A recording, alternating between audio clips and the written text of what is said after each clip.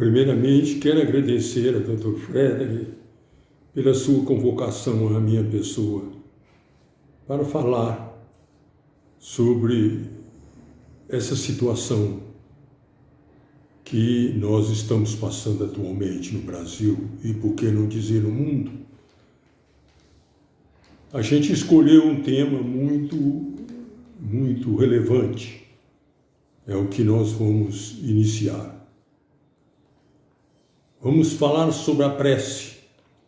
A prece, gente, deve ser uma expansão íntima da alma para com Deus, um colóquio solitário, uma meditação sempre útil, muitas vezes fecunda.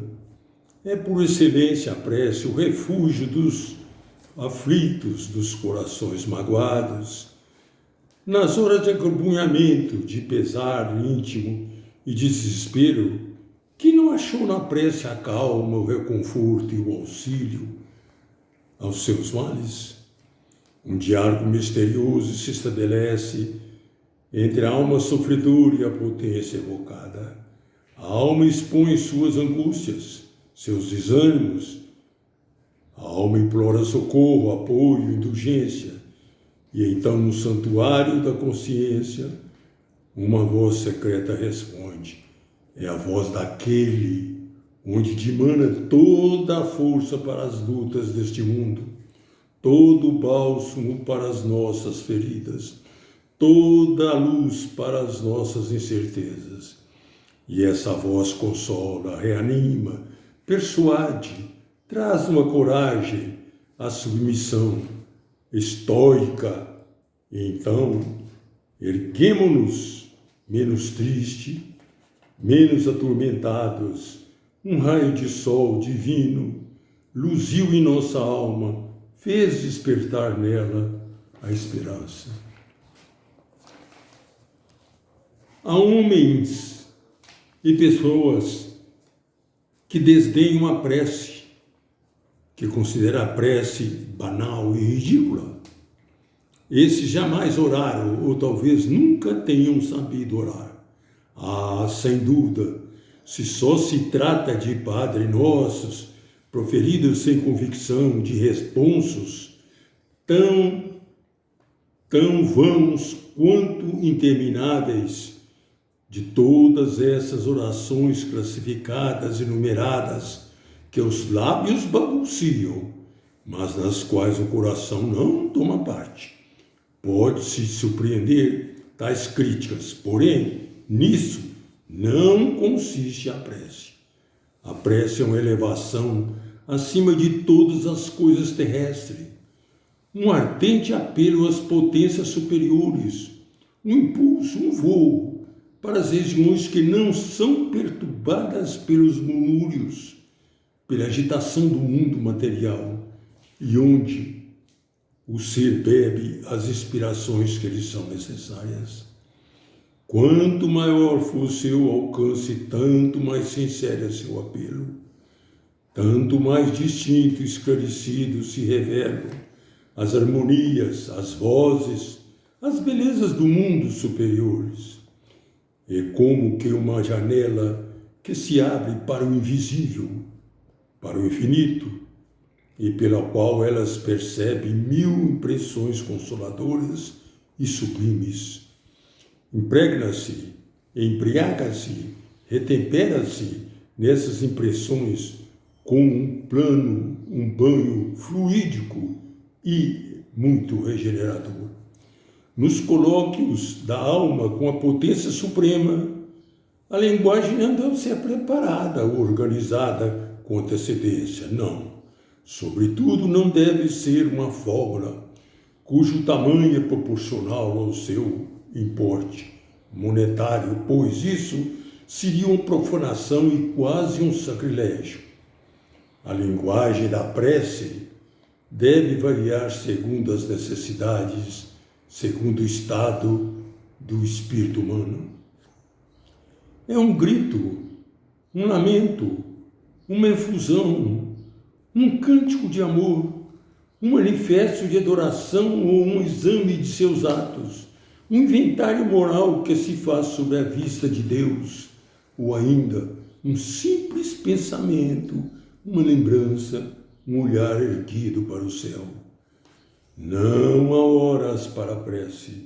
Sem dúvida, é conveniente elevar seu coração a Deus no começo e no fim do dia. Mas se não vos sentirdes motivados, não oreis. É melhor não fazer nenhuma prece do que orar somente com os lábios. Em compensação, quando sentires vossa alma enternecida, agitada por um sentimento profundo, pelo espetáculo do infinito, deveis fazer a prece, mesmo que seja à beira dos oceanos, sobre a claridade do dia ou debaixo da cúpula brilhante das noites, no meio dos campos e nos bosques sombreados, no silêncio das florestas, pouco importa, é grande e boa toda a causa que, produzindo lágrimas em nossos olhos, ou dobrando os vossos joelhos, faz também emergir em nosso coração um hino de amor, um brado de admiração para com a potência eterna que guia os nossos passos por entre os abismos. Seria um erro julgar que tudo podemos obter pela prece, que sua eficácia implique em desviar as provações inerentes à vida. A lei de imutável justiça não se curva aos nossos caprichos. Os males que desejaríamos afastar de nós são muitas vezes a condição necessária de nosso progresso. Se fossem suprimidos, o efeito disso seria tornar estéril a nossa vida. De outro modo, como poderia Deus atender a todos os desejos que os homens exprimem nas suas preces? A maior parte desses seria incapaz de discernir o que convém, o que é proveitoso. Alguns pedem a fortuna, ignorando que a fortuna, dando um vasto campo às suas paixões, seria uma desgraça para eles. Na prece, diariamente dirige ao Eterno, o sábio não pede que o seu destino seja feliz. Não deseja que a dor, as decepções, os reveses lhe sejam afastados. Não. O que ele implora é o conhecimento da lei para poder melhor cumpri-la. O que ele solicita é o auxílio do Altíssimo, o socorro dos espíritos benévolos, a fim de suportar dignamente os maus dias. E os bons espíritos respondem ao seu apelo. Não procuram desviar o curso da justiça ou entravar a execução dos decretos divinos, sensíveis ao sofrimento humanos que conheceram e suportaram. Eles trazem aos seus irmãos da terra a inspiração que os sustém contra as influências materiais. Favorece esses nobres e salutares pensamentos, esses impulsos do coração que, levando-os para altas regiões, os libertam das tentações e das armadilhas da carne. A prece do sábio, feita com recolhimento profundo, isolada de toda preocupação egoísta, desperta essa intuição do dever, esse superior sentimento do verdadeiro, do bem e do justo, que o guiam através das dificuldades da existência e o mantêm em comunicação íntima com a grande harmonia universal.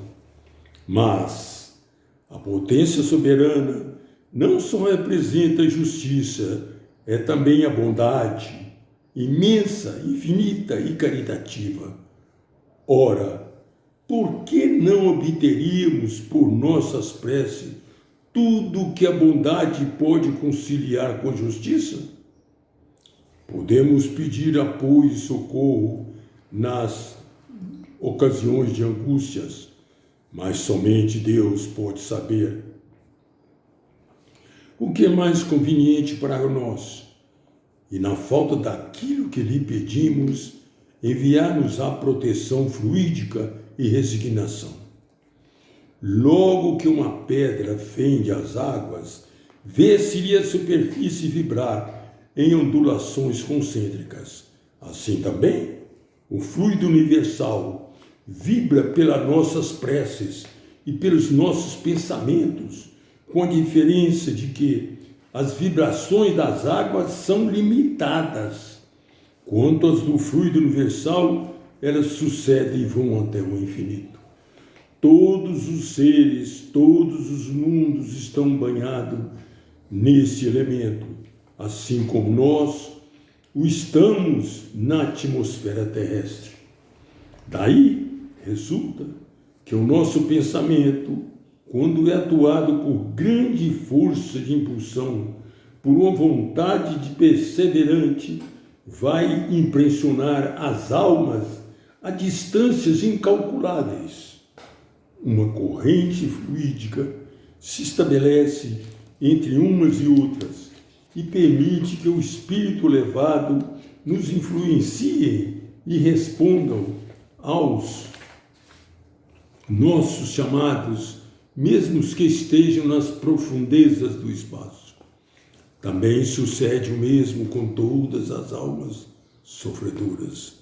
A prece opera nelas qual magnetização à distância, penetra através dos fluidos espessos e sombrios que envolvem os espíritos infelizes.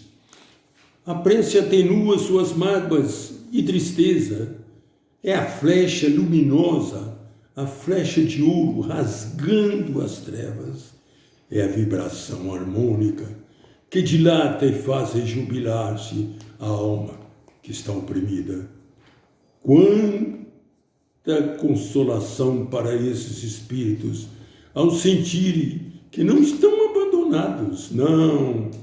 Quando veem seres humanos interessando-se ainda por sua sorte, sons alternativamente poderosos e ternos, elevam-se como um câmbio ou uma troca na extensão e repercute com tanta maior intensidade quanto mais amorosa for a alma de onde derivam.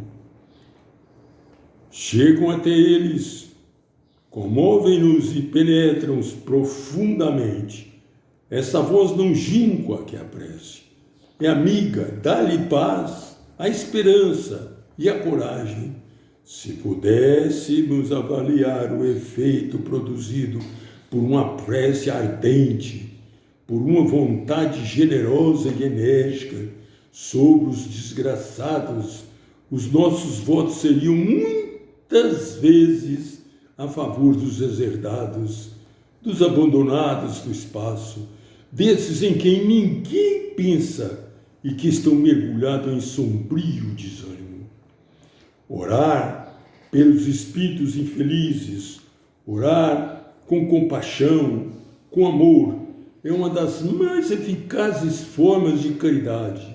Todos podem exercê-la, todos podem facilitar o desprendimento das almas, abreviar o tempo da perturbação, porque elas passam depois da morte, atuando por um impulso caloroso do pensamento, por umas lembranças benévolas e muito afetuosas.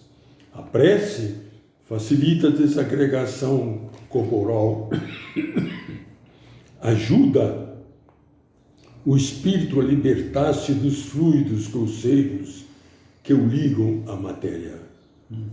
Sob a influência das ondulações magnéticas, projetadas por uma vontade poderosa, o torpor cessa, o espírito se reconhece e assenhora-se de si próprio. A prece por outrem pelos nossos parentes, pelos infortunados enfermos, quando feitas com sentimento sinceros e ardente fé, pode também produzir efeitos salutares. Mesmo quando as leis do destino lhe sejam um obstáculo, quando a aprovação deva ser cumprida até o fim, a prece não é inútil, não. Os fluidos benéficos que a prece traz em si acumulam-se para, no momento da morte, recaírem sobre o perispírito do ser que é amado. Reuni-vos para orar, disse o apóstolo.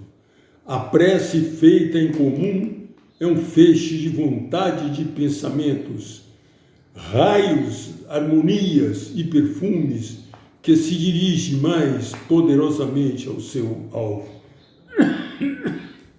Pode adquirir uma força irresistível, uma força capaz de agitar, de abalar as massas fluídicas. Que alavanca poderosa é a prece para a alma entusiasta, que dá o seu impulso tudo quanto de grandioso, de puro e de elevado tem em si.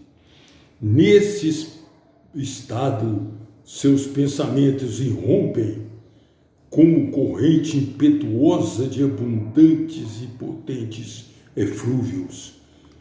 Tem-se visto algumas vezes a alma em prece desprender-se do corpo e, enebriada pelo êxtase, seguir o pensamento fervoroso que se projetou como seu precursor através do infinito. O homem traz em si um motor incomparável, de que apenas sabe tirar muito pouco proveito. Entretanto, para fazê-lo agir, bastam duas coisas: ter fé e a vontade. Considerada sob tais aspectos, a prece perde todo o seu caráter místico. O seu alvo não é mais a obtenção de uma graça, de um favor, mas sim a elevação da alma e o relacionamento dessas com as potências superiores, fluídicas e morais. A prece, portanto, é o pensamento inclinado para o bem, é o fio luminoso que liga os mundos obscuros aos mundos divinos. Os espíritos encarnados, as almas livres e radiantes. Desdenhar a prece seria desprezar a única força que nos arranca ao conflito das paixões e dos interesses, que nos transporta acima das coisas transitórias e nos une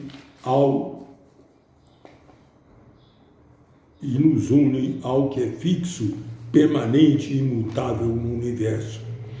Em vez de repelirmos a prece por causa dos abusos ridículos e odiosos de que foi objeto, não será melhor nos utilizarmos dela com critério e medida?